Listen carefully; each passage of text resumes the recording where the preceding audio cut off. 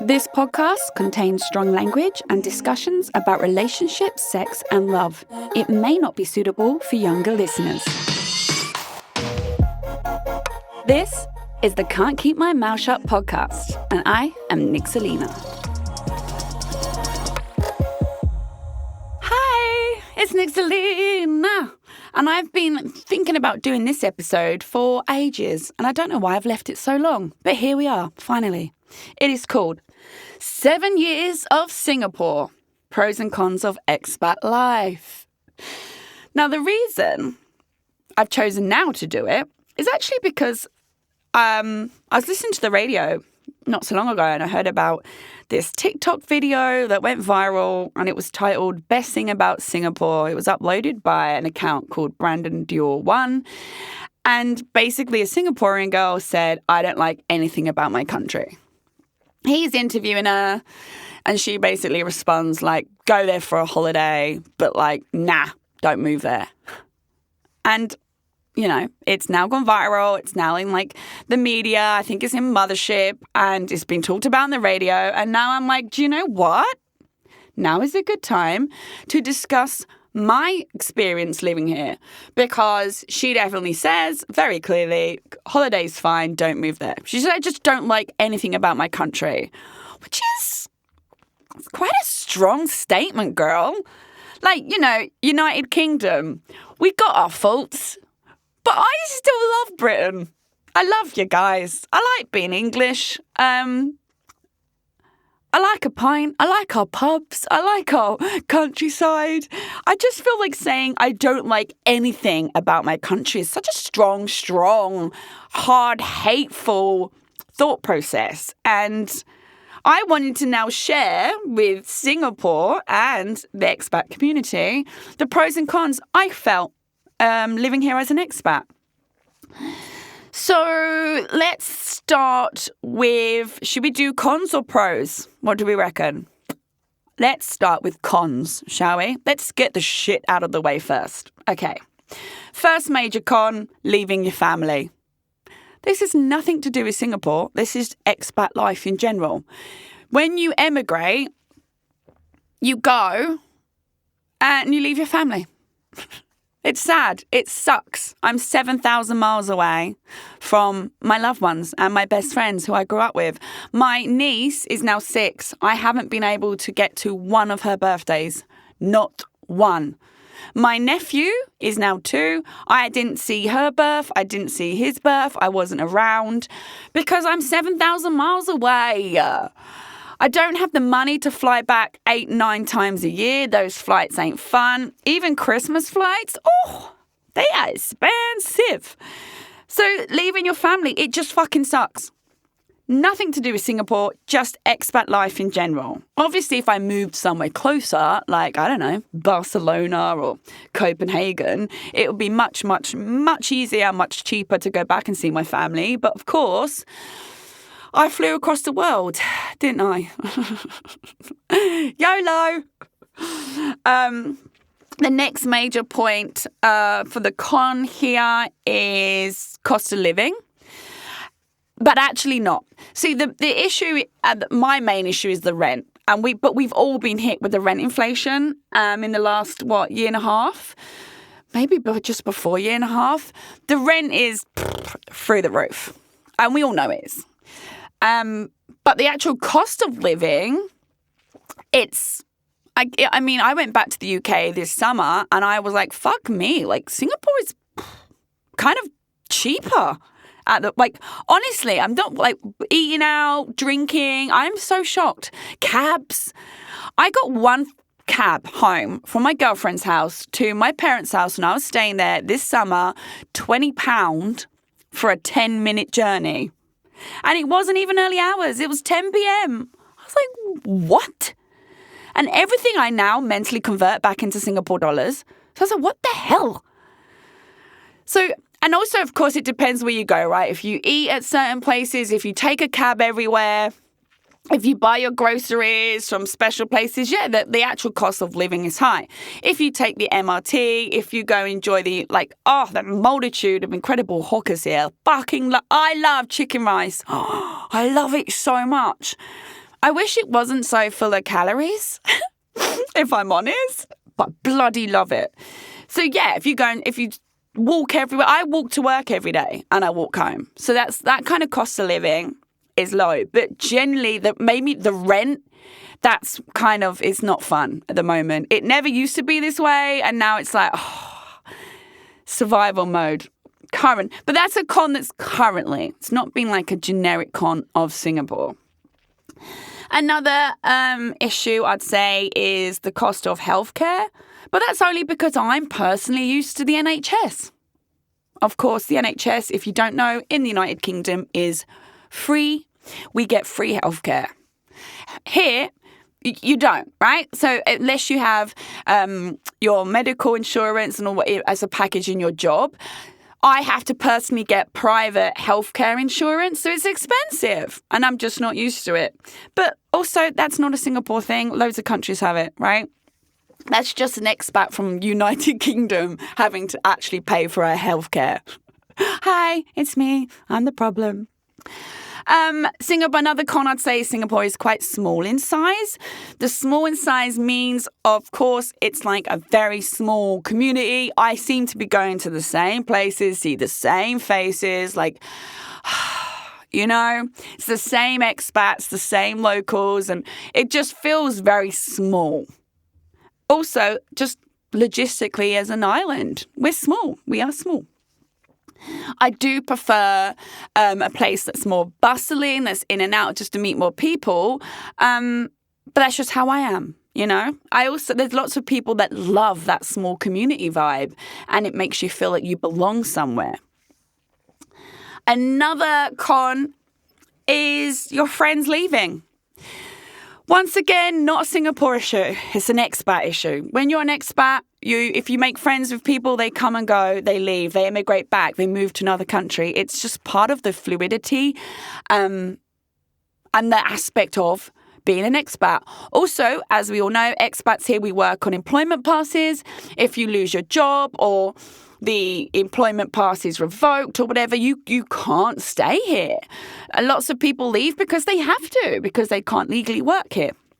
So when your friends come and go, it's very difficult to feel settled and secure and stable if people are leaving your life. You have to really, really get used to saying goodbye, which is something I really struggle with. I don't like change. I really don't like change. I hate it. It unsettles me. And I know the only thing that we can guarantee in life is things change. I get it. But I don't like it, all right? Please don't leave anyone. I would say one of the main issues here, the biggest con, is dating. Dating fucking sucks. But do you know what? Once again, not really a Singapore issue. It just so happens that the fucking men here are like 80% knobs. Not a Singapore issue. It's not like Singapore said we'll only cultivate morons. No. It's just, I don't know why it happens, but it does. And I hear horror stories upon horror stories upon horror stories. The dating men is just awful here. Let me just take a moment. Example, when I used to live in London, I could not go out without being chatted up. Anywhere, any bar, any place, like loads all night long. Just was how it was. Here, it just doesn't happen. It's just not in the same way. It's very strange. And because Singapore's so small, like lots of the single men, you'll find out there's like 2 degrees of separation. They slept with someone you know, or they started to date someone you know, or heaven forbid, like what I've experienced, they really, really like Orchard Towers. I should say did like Orchard Towers because it doesn't exist anymore. So yeah, dating, not a vibe. I'm sorry, it's not a vibe. It's not a vibe. But then, if you go online and you do a little, research, which is what I always do before episodes, you'll realise lots of people say the same. So there's New York women leaving New York because they say the dating's fucking terrible. They're emigrating away. And the same with, say, Sydney. They're like, dating here is diabolical. I'd never date an Australian guy from Sydney. No, I'm looking elsewhere. So is it actually that we all just struggle with this idea that there's better elsewhere? Is that the issue? Or is it there are certain cities globally that are, the major cities that are renowned for this, and this, which also brings in the kind of dickhead that means dating's bad? You see what I mean? It's a complex issue. Another con, and I'd say my final con, and it's once again not really related to Singapore, is there's just an underlying niggling feeling that, like, when you're an expat, is there a shelf life to this? Am I here for life? Or is it going to at some point come to the end? I did think when I moved here, I'd be here for about 12 months and I'd go. 2024 will be my 8th year. So, joke's on me, because Nick Selena came being, no, that would be a nice 12 months. No, not leaving ever. And on that point, it's a good move to the pros of living here, of which there's loads. Firstly, the weather. Oh my God, I love the weather. I know loads of, every time I get a cab, look, uncle will say to me, it's so hot, so hot. And I'm like, yeah, but I love it. Oh no, it's too hot. I'm like, no, I love it. We Brits, we don't like our freezing cold winter. And once again, it's an idealization of what you don't have. I know loads of Singaporeans are like, I would love winter. Oh my God, snow. All of my friends were like, I wish I had snow. Yeah, but you've also got to contend with 5 months of miserable, grey, wet, freezing cold weather. You wake up, it's dark. You go to bed, it's dark. I used to wake up 6 in the morning. It's just dark. By the time you get to work 9 to 5, you leave at 5 p.m. It's already dark, right? Obviously here, sunset and sunrise never changes.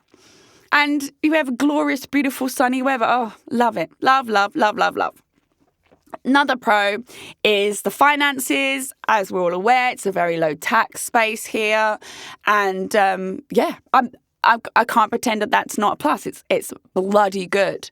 And it also, yes, we do need an EP, and it's getting harder and harder, I think, for people to get EPs. But if you do manage to get one, and it's such a great perk. You're looking at what tax in the UK, if you go over a certain salary, is like 40%.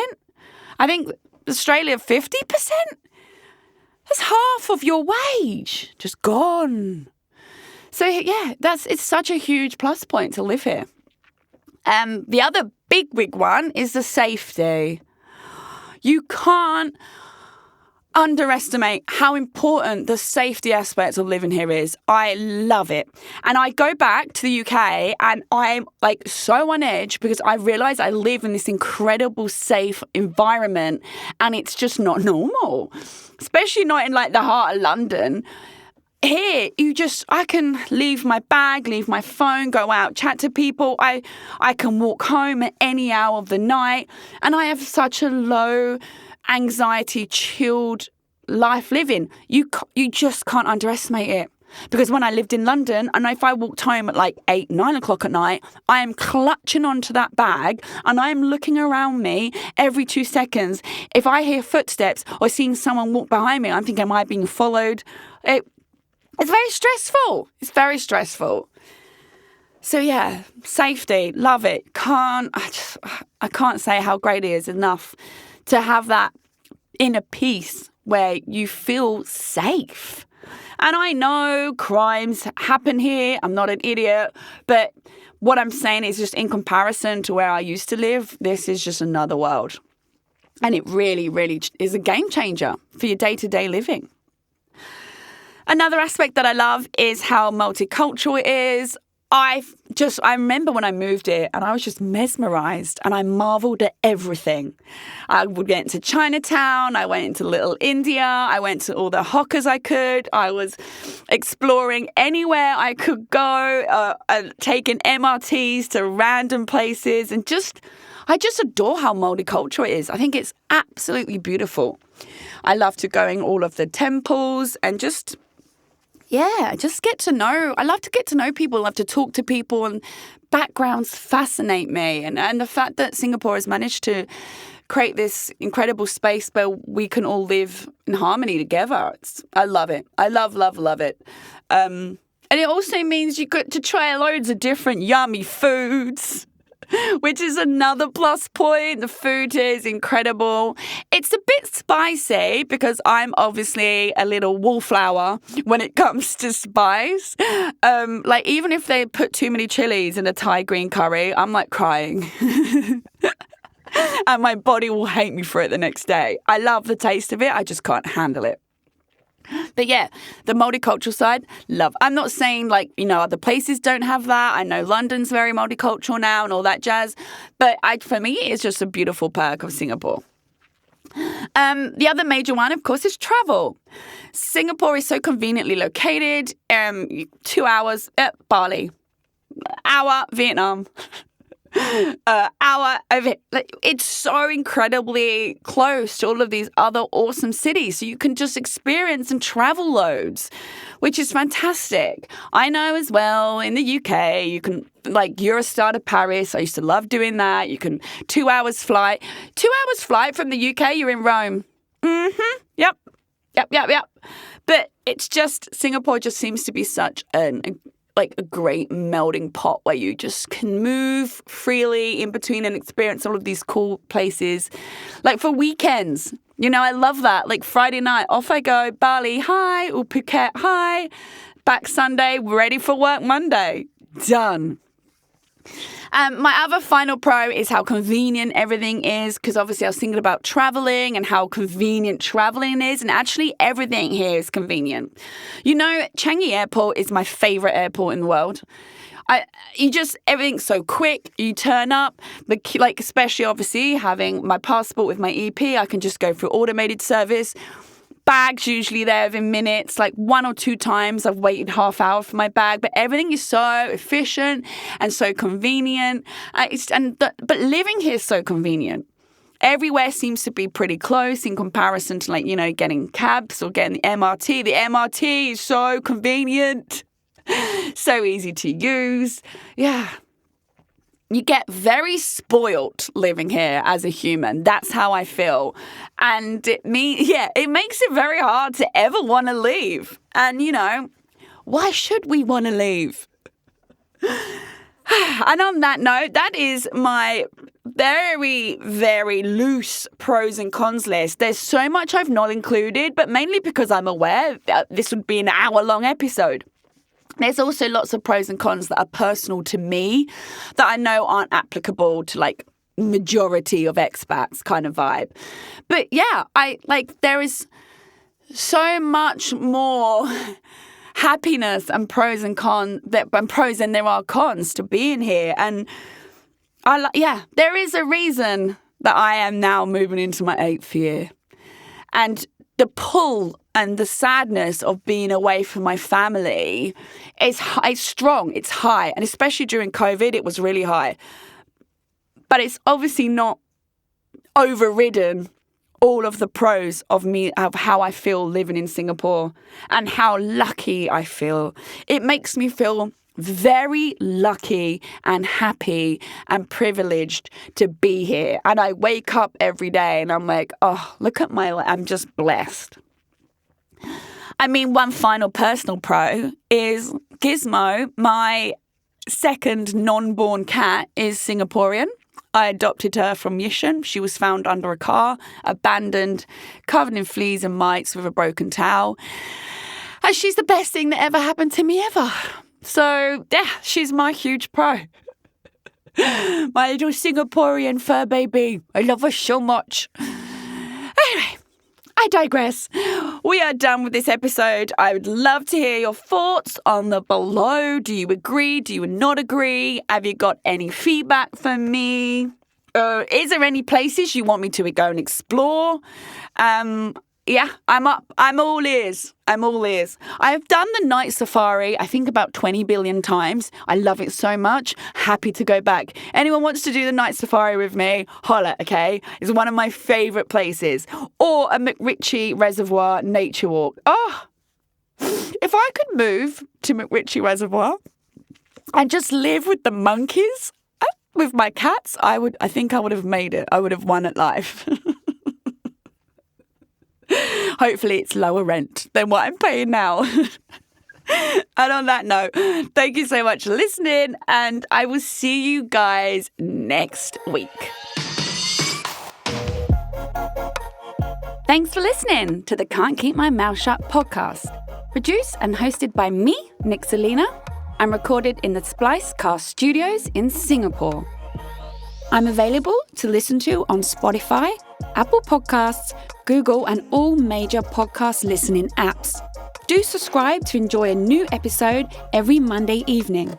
Please do give me a 5-star review. It helps other people also find my podcast.